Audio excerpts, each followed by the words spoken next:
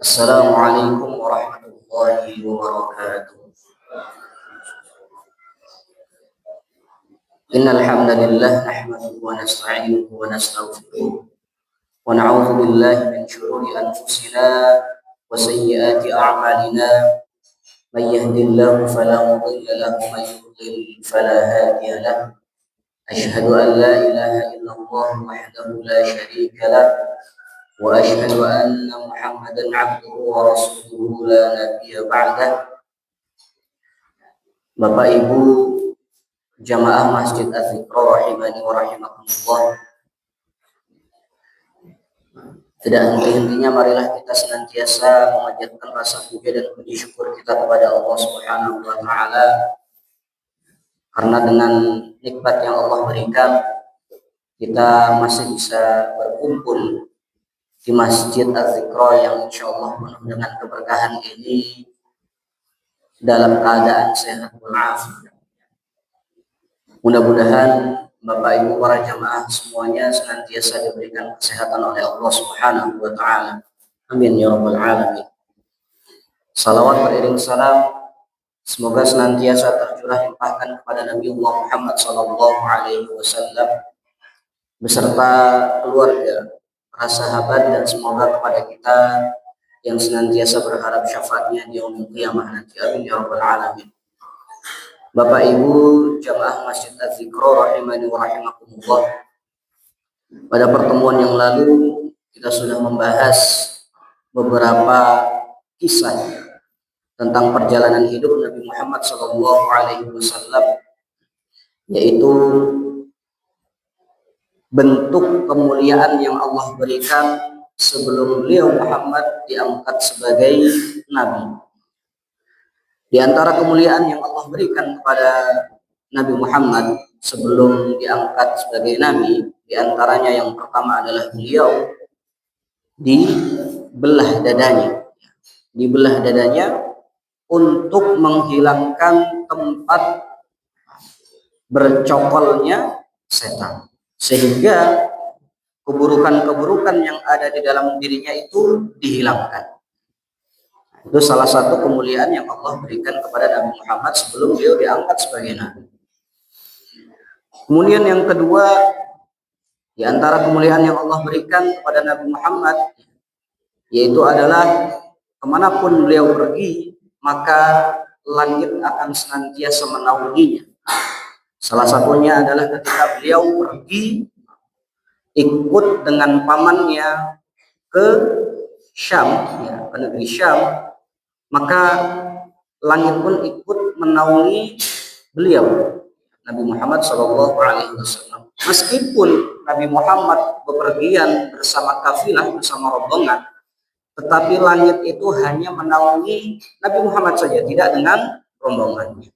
Itu salah satu kemuliaan yang Allah berikan kepada Nabi Muhammad sebelum beliau diangkat sebagai Nabi. Kemudian yang ketiga, ketika Nabi Muhammad pergi bepergian dan beliau melewati jalan yang dimana kanan kirinya terdapat batu dan pepohonan, maka batu dan pepohonan tersebut senantiasa mengucapkan salam kepada beliau.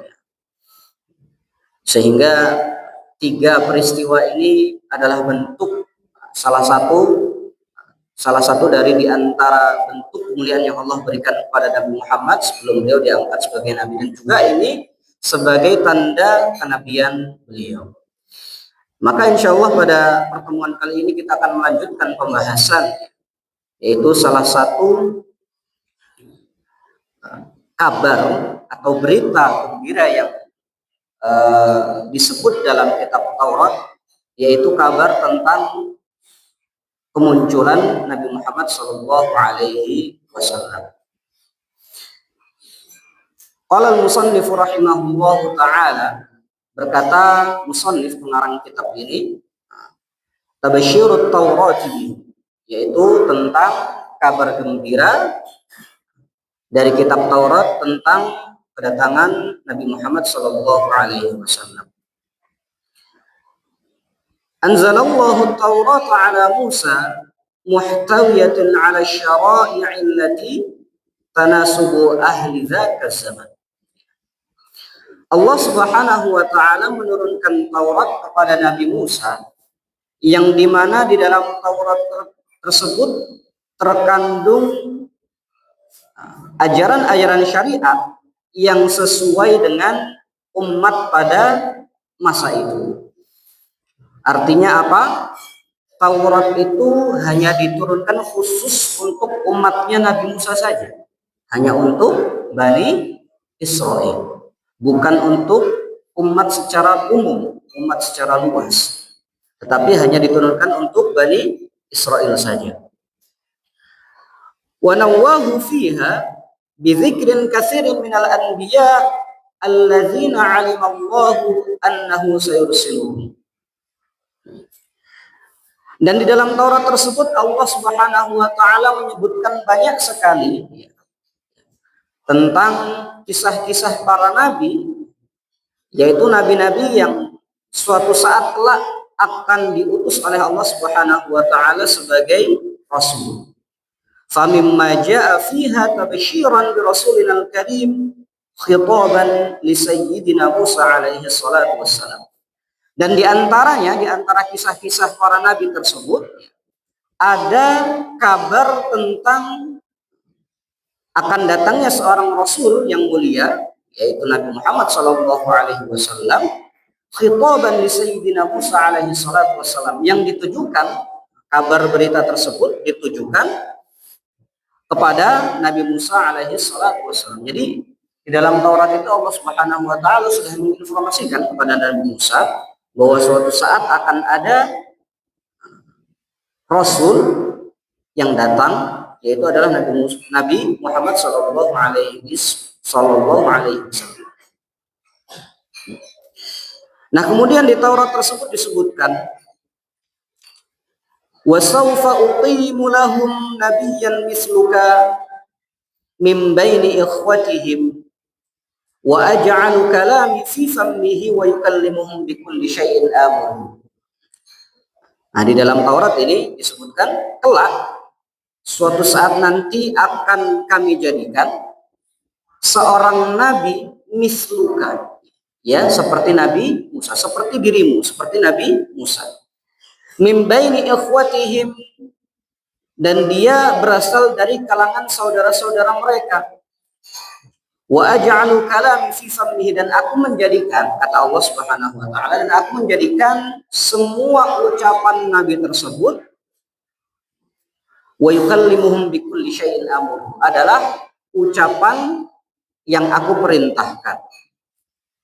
Wa man lam yuti' kalamahu, barang siapa yang tidak mentaati ucapannya, alladzi yatakallamu bihi bismi, yang dimana ucapan tersebut atas namaku, fa anal ladzi antaqimu minhu, maka aku sendiri, kata Allah, maka aku sendiri yang akan menghukumnya. Siapapun yang tidak mengikuti ucapan ajaran Nabi Muhammad sallallahu alaihi wasallam yang itu berdasarkan perintah dariku, kata Allah, maka Allah sendiri yang akan menghukumnya. Fa amman nabiyyul ladzi yajtari'u 'alayya bil kibriya wa yatakallamu bismi bima lam amruhu bihi aw bismin alihatin ukhra falyuqtal. Namun apabila ada seorang nabi yang dimana dia itu menyombongkan dirinya, dan bentuk kesombongannya itu adalah dia mengucapkan ucapan perkataan yang dia itu mengatasnamakan aku, ya, kata Allah, mengatasnamakan aku, tetapi aku tidak memerintahkan untuk mengucapkan perkataan tersebut, atau ya, atau seorang nabi ini mengucapkan ucapan atas nama Tuhan yang lain, maka dibunuh saja, kata Allah seperti itu. Kalau ada nabi yang dia itu mengucapkan suatu ucapan, suatu kalimat yang dia itu mengucapkan kalimat tersebut berdasarkan atas nama diriku, kata Allah, padahal aku tidak memerintahkannya, atau misalkan dia mengucapkan ucapan atas nama Tuhan yang lain, maka kata Allah dibunuh. Dibunuh. Kalau sekarang banyak ya Pak ya, orang yang mengucapkan sesuatu yang itu bukan berdasarkan dari Allah Subhanahu wa taala. Termasuk agama-agama selain Islam yang mereka itu mengucapkan mengucapkan entah itu ayat-ayat di dalam kitab sucinya yang itu tidak berdasar dari Allah Subhanahu wa taala. Apalagi yang kita ketahui baik Taurat maupun Injil di zaman sekarang itu banyak yang tidak asli, banyak yang sudah ada perubahannya. Begitu juga Taurat yang dicantumkan di sini, ini menurut kesepakatan para ulama, ada beberapa redaksi yang memang menunjukkan kabar tentang munculnya Nabi Muhammad SAW, meskipun kita tidak tahu apakah dalil ini, redaksi yang ada di Taurat ini kebenarannya itu sudah pasti. Tetapi setidaknya redaksinya itu menunjukkan bahwa memang akan ada seorang nabi setelah Nabi Musa. Nah, kemudian kita lanjutkan. Wa idza ahbabta an tumayyiza bainan nabiyyi shadiqi wal kadhibi fa hadhihi alamatuka. Nah, kalau kamu ingin mengetahui, kamu ingin membedakan mana nabi yang benar dan mana nabi yang dusta, maka tanda-tandanya sebagai berikut. Innama qalahu dzalikan nabiyyu bismi rabbi wa lam yuhdats fa huwa kadzib. Maka apabila ada seorang nabi yang dia itu mengucapkan sesuatu, entah itu ramalan atau dia mengucapkan sesuatu yang akan terjadi, akan tetapi ternyata ramalan tersebut tidak tepat dan kejadian yang diucapkan itu tidak terjadi, fahuwa kadzib, maka tentu dia berdusta. Nabi yang berdusta. Yuridu ta'zima nafsihi walidzalika la takhsha. Dia hanya ingin mengagungkan dirinya sendiri, oleh karenanya engkau tidak perlu khawatir terhadap perkataan nabi tersebut. Maka ini adalah nabi yang dusta. Wa yaqulul yahuda inna hadhil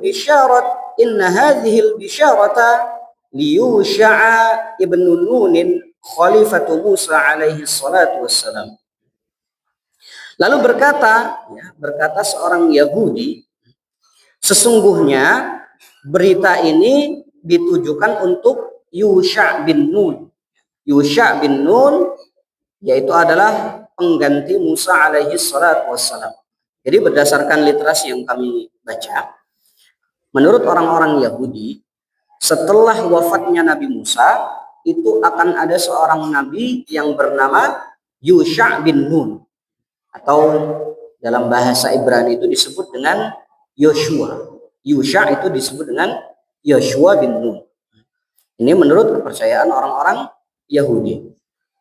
Karena orang-orang Yahudi itu tidak mempercayai adanya nabi dari keturunan selain Ishak. Padahal yang kita ketahui bahwa Nabi Muhammad itu keturunan dari Ismail. Meskipun sama-sama dari keturunan Nabi Ibrahim. Tetapi orang Yahudi itu tidak mempercayai adanya Nabi yang dia keturunan dari selain Ishak. Ma'annahum kanu yantadhiruna fi muddatil masih nabiyyan akhir ghairil masih.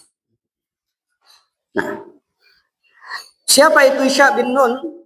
Yaitu adalah seorang nabi yang akan menggantikan Nabi Musa alaihi salatu wassalam, yang dimana orang-orang Yahudi ini menunggu kehadirannya, baik itu masa dari Musa ke Isa ataupun setelah Nabi Isa al-Masih. Lalu kemudian disebutkan fa innahum arsalu Yuhana al-Mu'ammidan yas'alunahu an nafsihi. Lalu kemudian orang-orang Yahudi ini mengutus seseorang untuk bertanya kepada Yuhana al-Mu'ammidan. Kalau Yuhana ini berdasarkan yang kami cari, Yuhana ini adalah seseorang yang disebut dengan Yohanes. Kalau di Islam atau di dalam bahasa Arab itu adalah Nabi Yahya. Ini redaksi di dalam Taurat. Sekali lagi ini adalah redaksi di dalam Taurat. Arsalu liyuhana al-mu'ammidan. Mereka orang-orang Yahudi ini mengutus seseorang untuk menemui Yohanes al-mu'ammidan, seorang yang dimana Yohanes itu disebut sebagai seorang pembaptis. Yas'alunahu an nafsihi. Lalu kemudian orang yang diutus oleh orang-orang Yahudi ini ingin atau disuruh untuk bertanya kepada Yohanes tadi. Faqalu, lalu kemudian orang Yahudi ini bertanya kepada Yohanes, anta Elia, apakah kamu itu Elia? Nah, kalau Elia ini menurut literasi atau transliterasi dalam bahasa Arab itu disebut dengan Ilyas, Nabi Ilyas. Meskipun tidak tahu apakah redaksi ini benar-benar asli dari Taurat atau tidak. Di sini disebut dari Elia itu adalah Ilyas. Apakah kamu itu Ilyas? Lalu kemudian Yohanes tadi mengucapkan, la, bukan, aku bukan Elia. Faqalu, kemudian mereka bertanya lagi, hal antal masih, atau apakah kamu itu adalah al-masih, yaitu adalah Isa? Artinya apa? Nabi setelah Musa. Apakah kamu itu Ilyas? Bukan. Apakah kamu itu Isa? Bukan juga. Faqala, lalu kemudian ditanya lagi, hal anta nabi, apakah kamu itu seorang nabi? Faqala la. Lalu kemudian Yohanes tadi menjawab, aku ini bukan seorang nabi. Faqalu, lalu kemudian mereka kembali bertanya, ma baluka idzan tu'ammidu idza kunta lasta Ilya wal masih walad nabi. Lalu mengapa kalau kamu itu bukan Ilya, kamu itu bukan al-masih, begitu juga kamu bukan seorang nabi, lalu mengapa kamu itu membaptis? Fahadhihi tadullu ala anna at-taurata tubashshiru bi Ilya wal masih wa bani lam ya'ti hatta zaman al-masih. Dan ini menunjukkan bahwa di dalam Taurat tadi akan ada seorang nabi yang itu bukan Ilya, bukan al-masih, ataupun dia akan datang setelah al-masih. Nah, ini adalah redaksi yang dituliskan di dalam kitab ini yang diambil dari Taurat. Meskipun kevalidannya atau validitasnya kita belum mengetahui apakah benar-benar ini redaksi Taurat yang asli atau ada perubahan. Tapi setidaknya redaksi ini menunjukkan bahwa akan ada seorang nabi yang dia itu datang setelah Nabi Musa, bukan Elia, bukan Al-Masih, tetapi dia datang setelah Al-Masih, yaitu adalah Nabi Muhammad, nabi terakhir, Nabi Muhammad Shallallahu Alaihi Wasallam. Kemudian selanjutnya, summa inna Taurata taqawwala fi sifatin nabiyyi innahu mithlu Musa. Kemudian di dalam Taurat itu selain ada redaksi tadi juga menjelaskan tentang sifat-sifat Nabi Muhammad Shallallahu Alaihi Wasallam yang itu mirip-mirip dengan sifatnya Nabi Musa. Waqad nussat fi akhir sifri tasniyati ala annahu lam yakum fi bani Israel nabiyyun mithlu Musa.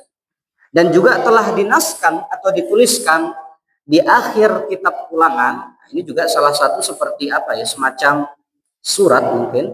Kalau di dalam Al-Quran, di dalam mushaf itu seperti surat. Entah ada surat Al-Baqarah, Ali Imran. Kalau ini ada namanya surat Ulangan. Namanya Ulangan. Akhir sifri tasniyah itu maknanya adalah surat Ulangan. Yang di situ menjelaskan bahwa akan ada seorang nabi yang itu bukan berasal dari kalangan Bani Israel, tetapi dia kepribadiannya sama seperti Nabi Musa alaihi salatu wassalam. Wa warada fi hadhihi al-bisharati anna an-nabiyya alladhi yaftari 'ala Allah yuqtal. Dan juga di dalam kitab Taurat tersebut disebutkan, yaitu adalah kabar tentang Nabi Muhammad Shallallahu Alaihi Wasallam, apabila ada seorang nabi yang berdusta atas nama Allah, maka hendaknya ia dibunuh. Ini untuk memperkuat redaksi yang tadi. Wa yushbihu dzalika fil Qur'ani qauluhu ta'ala fi suratil Haqqah. Dan redaksi ini serupa dengan yang ada di dalam salah satu surat di dalam Al-Qur'an, tepatnya ada di surat Al-Haqqah. ayat yang ke-44 sampai ayat ke-46. Allah Subhanahu wa taala berfirman, "Walau taqawwala 'alaina ba'dal aqawil." Dan sekiranya Nabi Muhammad itu mengucapkan ucapan yang mengada-ada atas namaku, atas nama Allah, la akhadna minhu bil yamin. Maka niscaya akan benar-benar kami pegang tangan kanannya, summa laqata'na minhul watin. Lalu kemudian akan kami potong, akan kami belah ya. Minhu darinya al-watin, yaitu urat bagian yang menyambung dengan jantung. Kalau nggak salah di tangan itu ada ya Pak ya, urat yang nyambungnya itu dengan jantung. Yang kalau misalkan di tangan, di pergelangan tangan ini kita belah, itu kita bisa wafat. Benar nggak Pak? Kalau di film-film itu kan biasanya kan orang bunuh diri kan pasti yang dibelah sininya, bukan lehernya. Karena di tangannya itu ada urat yang menyambung dengan jantung. Nah, ini maksud redaksi yang ada di dalam surat Al-Haqqah. Yang dipegang itu tangan kanannya, kemudian tangan kanannya itu akan dipotong. Lalu kemudian selanjutnya di sini disebutkan waqad akhbaratna hadhil bisyarata anil 'allamati allati na'rifu biha sidqun nabi sallallahu alaihi wasallam. Dari redaksi yang sudah kita baca tadi,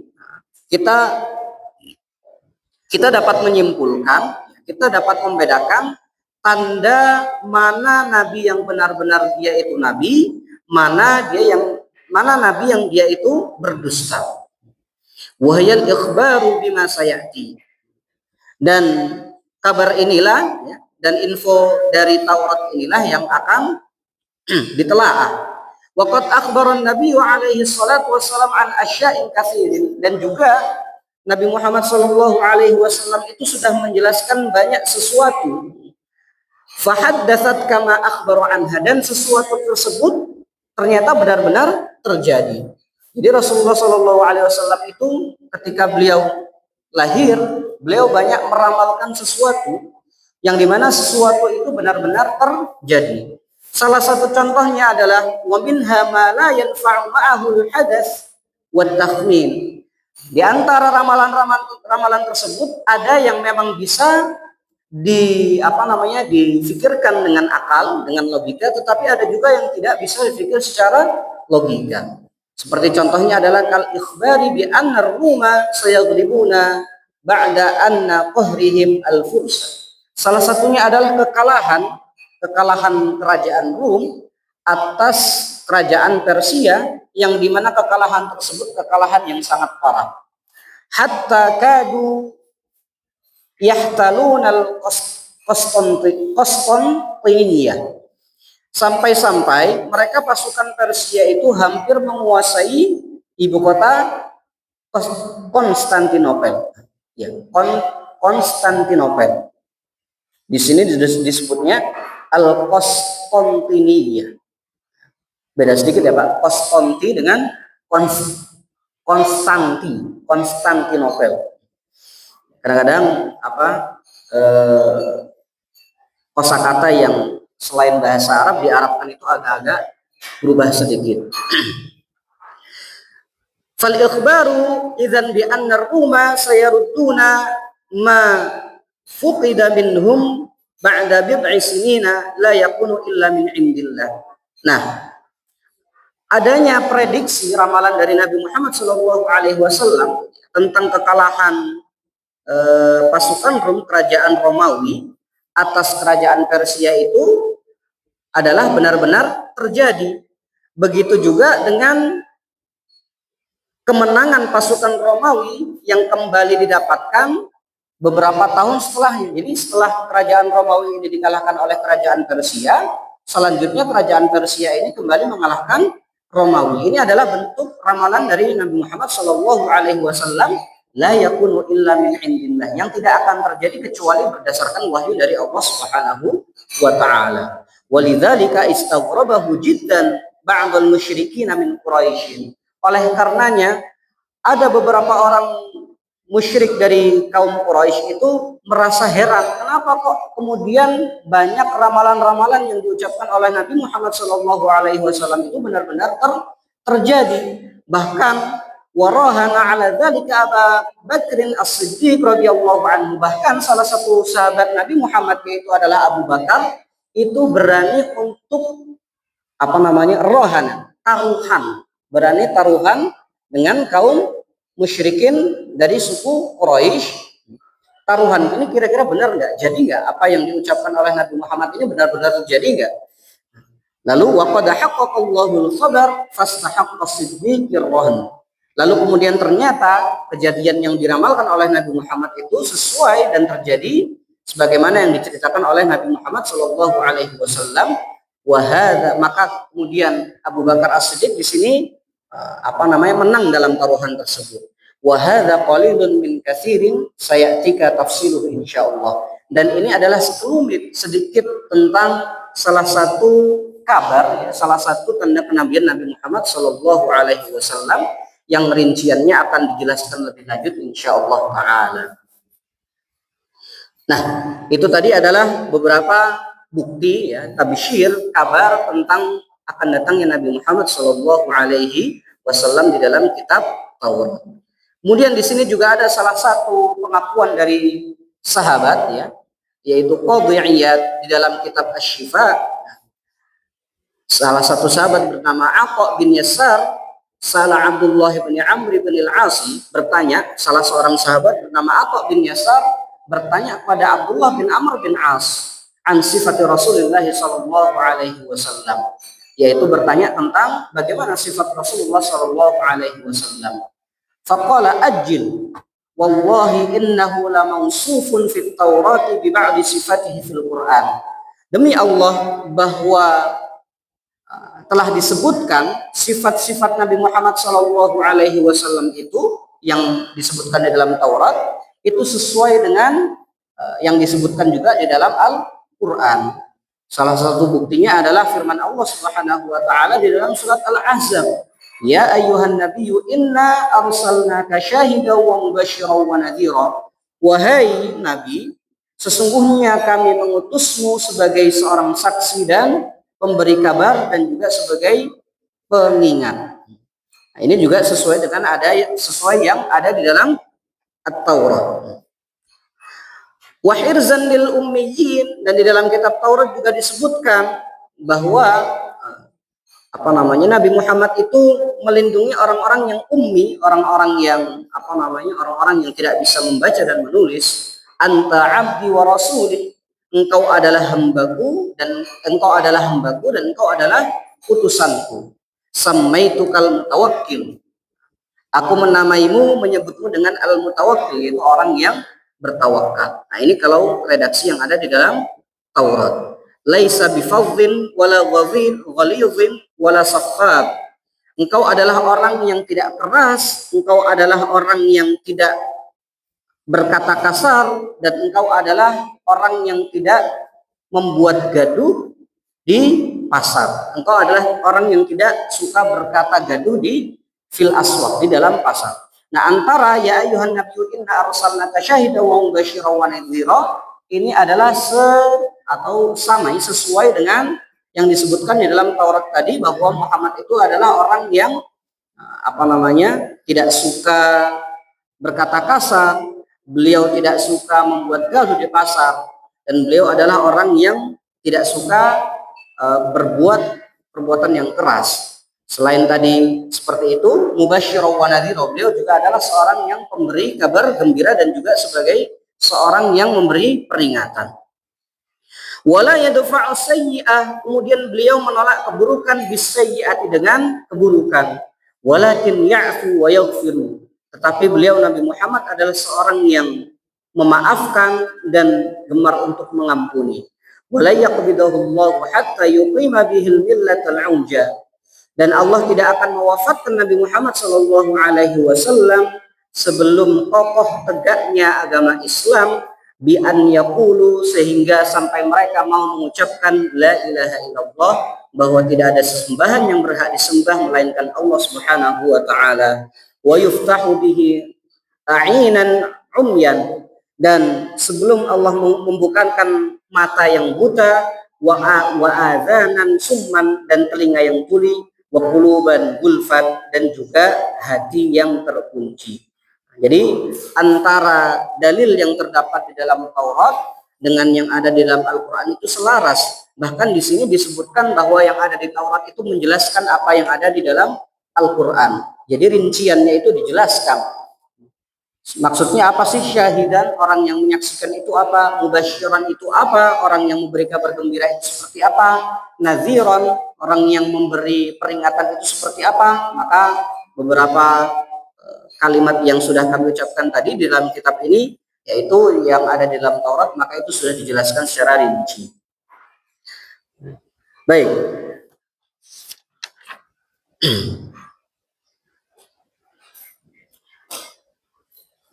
Baik. Masih ada waktu beberapa menit. Di sini akan kami bacakan agak cepat.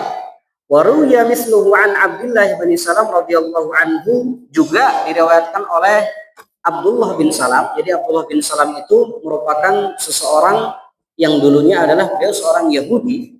Nama aslinya bukan Abdullah, tetapi setelah masuk Islam beliau dinamai Abdullah oleh Nabi Muhammad SAW. Wa huwa alladzi kana ra'isul Yahud. Sebelumnya beliau adalah pemimpin orang Yahudi. Falam tu'mihi ar-riyasah hatta yatrukud dinal qawim. Tapi ketika beliau Abdullah bin Salam ini mengetahui kenabian yang ada di diri Muhammad, beliau meninggalkan dengan sukarela meninggalkan agamanya, agama sebelumnya Yahudi, yaitu masuk ke dalam Islam secara cuma-cuma, secara sukarela. Begitu juga wa kadzalika Ka'ab al-Ahbar, begitu juga dengan Ka'ab bin Ahbar. Wa fi ba'di turuqil hadis wala saqqabin fil aswaq wala qawwal lil khana. Beliau menyebutkan, Ka'ab bin Ahbar ini menyebutkan di dalam beberapa hadis, wala saqqabi fil aswaq, beliau Muhammad adalah seseorang yang tidak pernah mengatakan perkataan yang keras sekalipun di pasar, wala qawwal lil khana, dan beliau tidak pernah melakukan hal-hal yang senonoh. Usaddiduhu likulli jamil, maka aku, ya kata Allah Subhanahu wa taala, aku senantiasa membimbingnya agar senantiasa berbuat perbuatan yang baik. Wa ahabbu lahu kullu khalqin karim, dan aku memberinya di akhlak, yaitu akhlak yang mulia. Wa aj'alus sakinata libasahu, dan aku menjadikan ketenangan sebagai pakaiannya. Wal birru syi'arahu, dan aku menjadikan kebajikan sebagai lambangnya. Wat taqwa dhamiruhu, dan aku menjadikan takwa sebagai perasaannya. Wal hikmatu maquluhu, dan aku menjadikan kebijaksanaan sebagai akhlaknya. Wasidq wal wafa'u tabi'atuhu, dan aku menjadikan sidq, yaitu jujur, wal wafa, dan menepati janji, sebagai wataknya. Wal afu wal ma'rufu khalifah, dan aku menjadikan pemaaf dan kebaikan sebagai akhlaknya. Wal adlu siratuhu, dan aku menjadikan adil sebagai perjalanan hidupnya. Wal haqqu syari'atuhu, dan aku menjadikan hak sebagai ajarannya, sehingga ajaran yang diajarkan oleh Nabi Muhammad itu adalah merupakan hak. Wal huda imamahu, dan aku menjadikan hidayah sebagai imamnya. Wal islamu millatahu, dan aku menjadikan Islam sebagai agamanya. Wa ahmadu ismuhu, namanya adalah Ahmad, namanya adalah Muhammad. Ahdi bihi ba'da dhalalah, aku memberikan hidayah setelah adanya kegelapan. Wa a'lamu bihi ba'dal juhalah, dan aku juga mengajarkan dirinya setelah adanya kebodohan. Wa arfa'u bihi ba'dal khamalah, dan aku mengangkat derajatnya. Wa usammiya bihi ba'dan nukrah, dan aku mengangkat sebutannya, namanya aku angkat. Wa aktsaru bihi ba'dal qillah, dan aku banyakkan pengikutnya. Wa ughniya bihi ba'dal ilah, dan aku membuatnya berkecukupan sudah ia miskin. Wa ajma'a bihi ba'dal firqah, dan aku mempersatukan hati-hati pengikutnya yang tadinya terpecah belah. Wa u'allifu bihi baina qulubin mukhtalifatin, dan aku merukunkan hati yang bertentangan melaluinya. Wa ahwa'u mushtatatin, dan aku menyatukan kecenderungan pengikutnya yang berbeda-beda. Wa umamun mutafarriqatin, dan aku menyatukan umatnya yang dari berbagai bangsa-bangsa. Wa aj'alu ummatahu khaira ummatin ukhrijat linnas, dan aku menjadikan umatnya merupakan umat yang terbaik di antara manusia. Nah, ini adalah pembahasan tentang tabsyirut Taurat, yaitu adalah kabar kenabian yang ada di dalam Taurat. Dan di akhir di sini disebutkan waqad akhbara alaihi salatu wassalam an sifatihi fit Taurat, dan juga Nabi Musa alaihi salatu wassalam mengabarkan tentang sifat Nabi Muhammad di dalam Taurat. Faqala wa huwa shadiqul amin, bahwa beliau Muhammad adalah seorang yang shadiq, orang yang jujur, dan al-amin, beliau adalah orang yang dipercaya. Abdi Ahmadul Mukhtar, hambaku itu dinamakan dengan Ahmad, kata Allah di dalam Taurat. Al-Mukhtar, yang dipilih, mauluduhu Makkah, yang dilahirkan di Mekah, wa muhajiruhu al-Madinah, dan tempat hijrahnya yaitu ke Madinah. Au qala Thayyibah, atau disebut juga Madinah itu dengan Thayyibah. Wa ummatuhul hamdunallaha ala kulli halin, dan umatnya, umat Nabi Muhammad itu adalah orang-orang yang senantiasa memuji Allah Subhanahu wa taala setiap saat. Nah, ini adalah penjelasan, tadi sudah kami sebutkan beberapa penjelasan tentang kabar kedatangan Nabi Muhammad SAW yang berada di Taurat. Mudah-mudahan yang sedikit ini bisa menjadi tambahan pengetahuan bagi kita semua, dan yang pastinya mudah-mudahan dengan mempelajari sirah ini dapat menambah keimanan kita, menambah semangat kita untuk mentadabburi perjalanan kisah hidup Rasulullah SAW. Demikian yang dapat kami sampaikan. Jika banyak kurangnya kami mohon maaf. Assalamualaikum warahmatullahi wabarakatuh.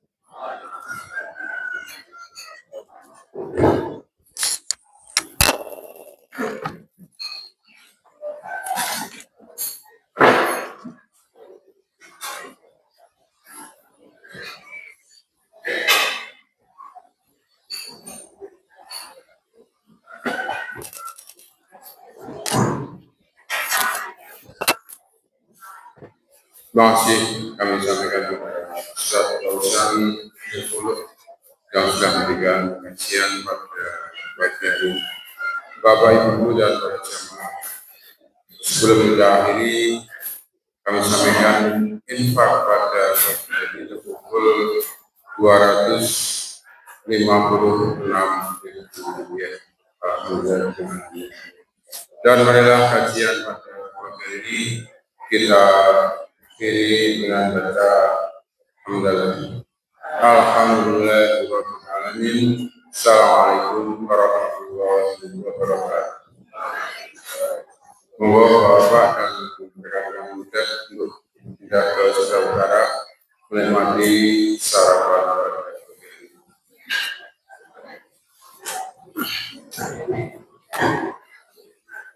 Ustaz, silakan.